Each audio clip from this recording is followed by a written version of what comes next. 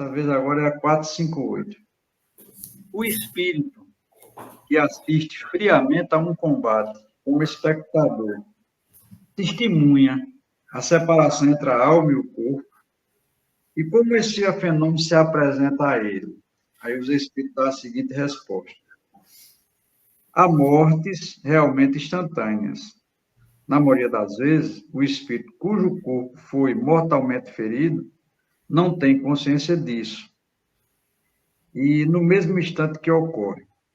Quando começa a retomar a consciência, é que se pode distinguir o espírito e mover-se ao lado do cadáver. Isso parece tão natural que a vista do corpo morto não produz sequer nenhum efeito desagradável. Toda a vida, tendo sido transportada para o espírito, somente ele chama a atenção e é com ele que o espectador conversa ou a quem dá as ordens. E aí, Miriam, é mais ou menos a continuação do que tu estava explicando, né? Olha, veja que aí a situação já é outra. É um espírito que está observando a guerra. E aí acontece de um desencarnar na frente dele. Para ele, é natural porque ele já está na condição de espírito. Para o outro, não. E aí é onde ele entra e chama a atenção e conversa com o espírito, não com o corpo, para que esse espírito que desencarnou entenda que a condição dele agora é outra. Daí porque nós chamamos de socorristas, espíritos que atuam nessas batalhas para fazer esse trabalho, conscientizar aquele que desencarnou em meio àquela confusão, não é? E veja que ele vai aos poucos retomando a consciência e vai perceber que não está mais naquele corpo e que está falando com alguém na condição de espírito como ele é agora. Manuel, quer acrescentar alguma coisa? Não, eu acho que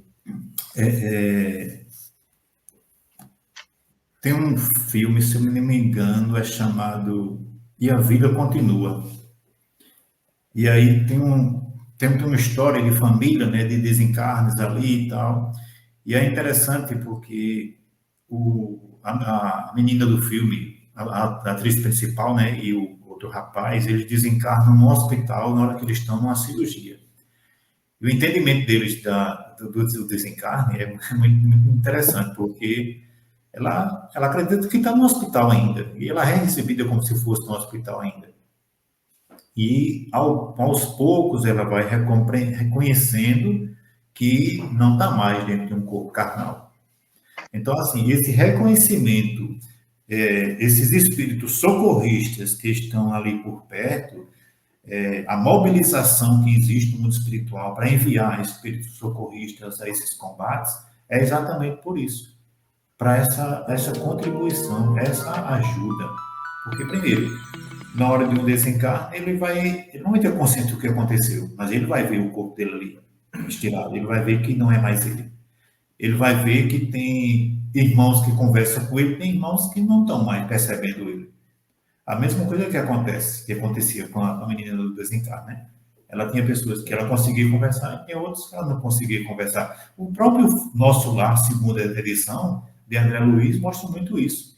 O rapaz que era dirigente do centro, ele desencarna e as pessoas vão chegando no centro e ele diz: não, hoje não tem atendimento, não, hoje não tem trabalho, não, vocês vão fazer o que aqui?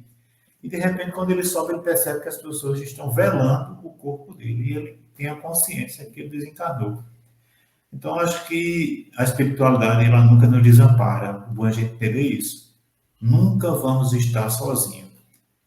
E a gente precisa entender que, por mais que seja grave o desencarne, vai ter sempre uma assistência para dar uma ajuda. Basta a gente se permitir essa assistência também, né?